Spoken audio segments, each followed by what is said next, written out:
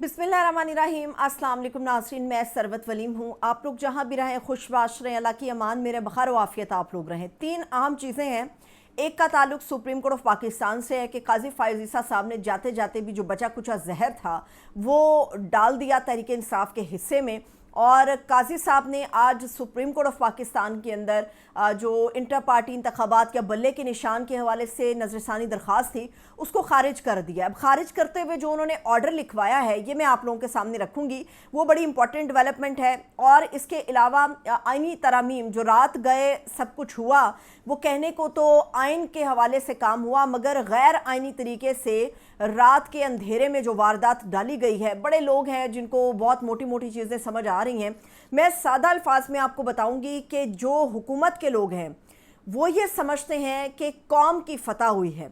असल में कौम हो, अदालत हो, उनके लिए स्याह दिन क्यों है, इन शिकों के अंदर क्या है, ये मैं आपके सामने रखने जा रही हूँ। और इमरान खान साहब को पीटीआई से और आवाम से दूर कर दिया गया और ये गैर मुय्यना मुद्दत तक के लिए कर दिया गया। आज सुबह ये नोटिफिकेशन जारी हुआ कि इमरान खान साहब हो या अडियाला का कोई भी कैदी हो, उनसे मुलाकात नहीं हो सकती जब तक कि दूसरा कोई ऑर्डर नहीं आ जाता। सबसे पहले सुप्रीम कोर्ट से काजी फ़ाइज़ ईसा साहब को पता चल गया वो जा रहे हैं, लेकिन उनको पता है कि उनके जाने के पीछे जो है वो तहरीक इंसाफ की वो मुहिम थी जिसने उनको जाने पर मजबूर किया, या हुकूमत के या एस्टैब्लिशमेंट के लोगों को मजबूर किया कि इतना मुतनाज़े आदमी जो एक बोझ बन गया हो, पीटीआई भी उसको बर्दाश्त नहीं कर सकती क्योंकि उसने आइन से खिलवाड़ किया। और हुकूमत और इस्टेब्लिशमेंट भी ऐसे बंदे को बर्दाश्त नहीं कर सकती कि मुतनाज़े के ऊपर एक और मुतनाज़े का बोझ डाल दिया जाए। इसलिए काजी साहब को पता चल गया वो है जा रहे। लेकिन जाते जाते उन्होंने एक लंबे अरसे से एक दरख्वास्त पड़ी हुई थी पीटीआई की, उसको अटेंड नहीं किया। लेकिन जाने से कुछ 10-15 दिन पहले जो है वो दरख्वास्त नजरसानी के तौर पे उन्होंने लगा ली। अब काजी साहब ने जो किया है, आज उन्होंने ऑर्डर लिखवा कर इस दरख्वास्त को खारिज कर दिया। हुआ कुछ यूँ कि आज हामिद खान साहब और सेनेटर अली ज़फ़र साहब जो हैं वो पेश हुए सुप्रीम कोर्ट में। तो उसके अंदर हामिद खान साहब ने कहा कि जनाब अली, मैं इस बेंच के सामने, यानी कि जो 3 रुकनी बेंच है काजी साहब का, मैं उसके सामने दलाइल नहीं दे सकता। बेहतर यही है कि इसके लिए ऊपर लार्जर बेंच बना दें आप, या मामला जजेस कमेटी को भेज दें, जो आपको बेहतर लगता है। काजी साहब से कहा कि आप जनाब अली वो कर दीजिए। तो उस पर काजी साहब ने कहा नहीं जी ऐसा तो नहीं हो सकता। तो उस पर बैरिस्टर अली ज़फ़र ने कहा कि मुअज़्ज़ज़ चीफ जस्टिस साहब, जो आइनी तरामीम रात गए हुई हैं उनको सामने रखते हुए 3 रुकनी जो बेंच है वो तो इसको सुन ही नहीं सकता। आप तो ये केस आइनी लिहाज से, उन तरामीम के लिहाज से सुन ही नहीं सकते। तो उस पर काजी साहब ने कहा हम नहीं जानते को कोई आइनी तरमीम हुई है, ना हमारे सामने कोई ऐसा मामला आया है, हम किसी आइनी तरमीम को नहीं जानते, ये फैसला तो उन्होंने कहा करना है। तो हामिद खान साहब ने कहा कि आप इंतहाई मुतनाज़े आदमी हैं, मैं आपके सामने नहीं दलाइल दूंगा। तो उसके ऊपर अब कितने दिन रह गए, कुछ 4 दिन तो रह गए हैं जाने में उनके काजी साहब के, और अभी 2 दिन के बाद वैसे उनके मामला ख़त्म हो जाएंगे, अगला नोटिफिकेशन आ जाएगा। तो उस पर काजी साहब ने एक फ़ैसला लिखवाया। उन्होंने कहा कि जो तहरीक इंसाफ के वकला हैं उन्होंने मेरिट पर, केस के मेरिट पर दलाइल नहीं दिए, और जो हमारा मरकज़ी फ़ैसला था इनसे बल्ले के निशान को छीनने वाला, बल्ले के निशान को छीनने वाले फ़ैसले के अंदर जो नकाइस पीटीआई के सामने हैं उन्होंने उसके ऊपर निशानदही नहीं की। लेकिन जब ये ऑर्डर लिखवाया जा रहा था तो उस दौरान हामिद खान साहब ने कहा कि काजी साहब आप ऑर्डर तो लिखवा रहे हैं, ज़रूर लिखवाएं, लेकिन इस ऑर्डर के अंदर ये भी लिखवा दीजिए कि हामिद खान ने मुतनाज़े तरीन बेंच और मुतनाज़े तरीन आदमी जो कि पीटीआई के लिए इंतहाई तासुब रखता है उसके सामने दलाइल देने से इनकार कर दिया। ये भी ऑर्डर में लिखवा दें। एक तरफ ये सुप्रीम कोर्ट है और सुप्रीम कोर्ट में बैठने वाले काजी फ़ाइज़ ईसा साहब है जो कहते हैं हम नहीं जानते कि कौन सी आइनी तरमीम हुई है कौन सी नहीं हुई। मगर दूसरी तरफ हमारी तारीख का अगला चीफ जस्टिस मुमकिना तौर पे जो मंसूर अली शाह साहब बनने जा रहे हैं, आज उनका भी बेंच था और मुसाबकती कमीशन से मुतालिक जो हाई कोर्ट का फैसला था उसके खिलाफ एक अपील थी, उसके ऊपर थी सुनवाई, आयशा मलिक साहिबा थी और मंसूर अली शाह साहब थे। अब ये देखें हमारा जो अगला चीफ जस्टिस है उसका कंडक्ट क्या है। जब ये केस हुआ तो उसमें मंसूर अली शाह साहब ने, जो अटर्नी जनरल थे, जो गालिबन फ़रोग नसीम साहब थे वकील, उन्होंने उनसे पूछा कि पहले तो हमें थोड़ा सा ये गाइड करें कि ये जो केस अब हम सुन रहे हैं یہ اب آئینی کیس تو نہیں بن گیا یا آئینی بینچ کے سامنے نہیں جا سکتا، ہم اسے سن سکتے ہیں یا آئینی بینچ کے سامنے جائے گا. یہ ہوتا ہے کنڈکٹ آپ کا، جس میں آپ کسی بھی فیصلے کو سننے یا لکھنے سے پہلے اس کے بارے میں علم حاصل کر لیں.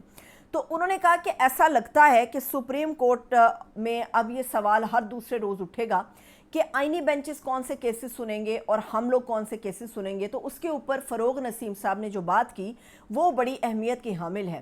بیرسٹر فروغ نسیم صاحب نے کہا کہ جناب عالی اب جتنے بھی سیاسی کیسز ہوں گے وہ آئینی کیسز میں تبدیل ہو جائیں گے اور آئینی بینچز کے سامنے لگیں گے. تو اس کے اوپر عائشہ ملک صاحبہ نے جو ہے وہ ہنستے ہنستے کہا کہ پھر چلیے آپ جانیں اور آپ کے جو ہیں وہ آئینی بینچز اور آئینی کیسز جانیں. ہم 3 ہفتے کے لیے اس معاملے کو مؤخر کرتے تاکہ ہمیں پتہ چل جائے کہ کون سے کیسز آئینی بینچز کے لیے اور کون سے ہم لوگوں کے لیے موجود ہیں. اب یہ جو فروغ نسیم صاحب کہتے ہیں کہ سیاسی کیسز آئینی کیسز میں تبدیل ہو جائیں گے، تو اس میں وہ واردات ہے جس کے اوپر پی ٹی آئی بار بار نشاندہی کر رہی تھی کہ ان معاملات کے ذریعے پی ٹی آئی کے خلاف معاملہ جائے گا، ان معاملات کے ذریعے عمران خان کو لٹکانے کی کوشش ہوگی. اسی لیے ان آئینی ترامیم کے اوپر پورا زور لگایا جا رہا ہے. اور سلام ہے مولانا فضل الرحمان صاحب کو، ایک وہی ہمیں آدمی ایسا ملا جس کے بارے میں آپ کہہ سکتے ہیں کہ وہ ایسا کوئی زیرک سیاستدان ہے کہ ساری جماعتوں نے جو ہے محبتیں نشاور کی اور آخر میں مولانا صاحب نے جو کیا وہ ہمارے سامنے ہے. مولانا صاحب اور پی ٹی آئی یہ کہتی رہی مولانا صاحب 100% تک ہمارے ساتھ متفق ہے. بلاول کہتے رہے ہم نے ایک ہی مسودہ P T I Peoples Party نے اور جے یو آئی نے تیار کیا ہے. حکومت کے لوگ کہتے رہے نہیں جی مولانا صاحب تو ہمارے ساتھ آ کے کھڑے، اور مولانا صاحب جو ہیں انہوں نے سب سے جفیاں ڈال کے اپنا کام پورا کر لیا ہے. یہ مولانا فضل الرحمان صاحب نے کیا ہے. اب جو آئینی ترامیم ہوئی ہیں یہ میں آپ کی توجہ بھی چاہوں گی تاکہ آپ کو انڈرسٹینڈنگ ہو سکے کہ پاکستان کی عدالتوں کے لیے یہ کیوں سیاہ دن کے طور پہ سمجھا جائے گا. موٹی چیزیں آپ کو بتا رہی ہوں.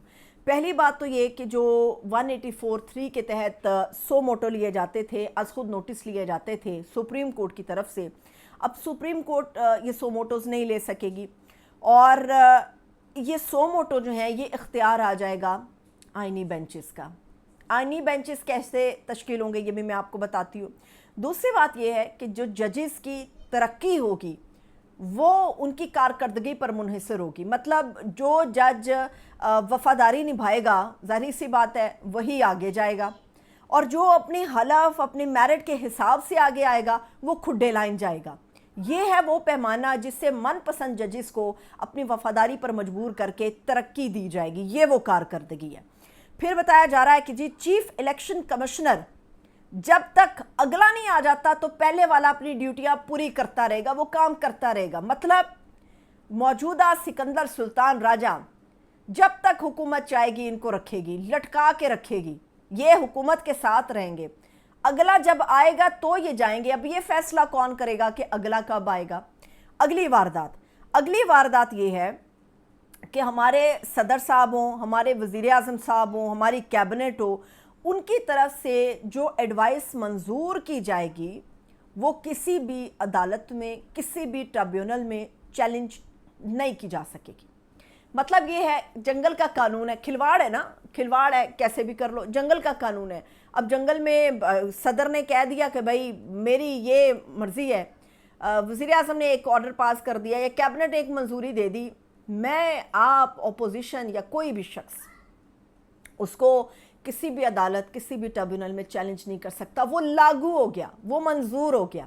یہ ہوا.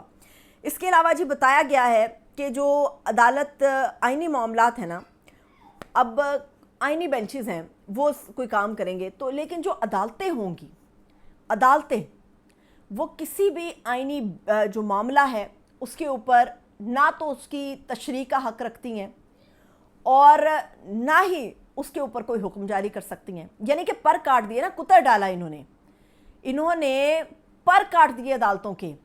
یہ وہ وجہ ہے کہ اس کو ہم سیاہ دن کے طور پہ ہمیشہ یاد رکھیں گے. پھر کہا گیا جی کہ جی 3 سینئر ججز میں سے ایک جج کا انتخاب ہوگا چیف جسٹس کے لیے، اور اس کا انتخاب کرے گی پارلیمانی کمیٹی. پارلیمانی کمیٹی کے اندر 12 بندے ہوں گے. اب بندے آپ سنیں گے تو آپ کو اندازہ ہوگا کہ بھائی حکومت کیسے یہ سارا کھیل اپنے ہاتھ میں رکھ رہی ہے اور مولانا صاحب نے کیسے ان لوگوں کا ساتھ دیا ہے. پارلیمانی کمیٹی کے اندر جو 12 بندے ججز 3 میں سے ایک چیف جسٹس کا انتخاب کریں گے، اس کا اجلاس ان کیمرہ ہوگا. اب ذرا 12 بندے کاؤنٹ کریں آپ. ये जो 12 बंदे होंगे, इनके अलावा सुप्रीम जुडिशल काउंसिल, ये मैं सारा आपको एक साथ बताती हूँ, इनके अलावा सुप्रीम जुडिशल काउंसिल है वो भी 13 बंदे होंगे, जिसमें शामिल कौन होगा? 4 सीनियर तरीन जज होंगे, एक रिटायर्ड चीफ जस्टिस होगा, अगर वो ना माना तो कोई जज इसमें शामिल करेंगे। विफाकी वज़ीर कानून, हुकूमत का अपना बंदा इस सुप्रीम जुडिशल काउंसिल में शामिल होगा। अटॉर्नी जनरल इसका हिस्सा होगा। पाकिस्तान बार काउंसिल, जिसके ऊपर ठप्पा है वैसे ही हुकूमत का, पाकिस्तान बार काउंसिल के ऊपर हुकूमती ठप्पा है, इसके सीनियर वकील इसमें शामिल होंगे। 4 अरकान पार्लियामेंट भी डाल दिए उन्होंने कहा कि सुप्रीम जुडिशल काउंसिल में 4 बंदे सियासतदान डालो, 2 सेनेटर डालो, 2 नेशनल असम्बली के डालो।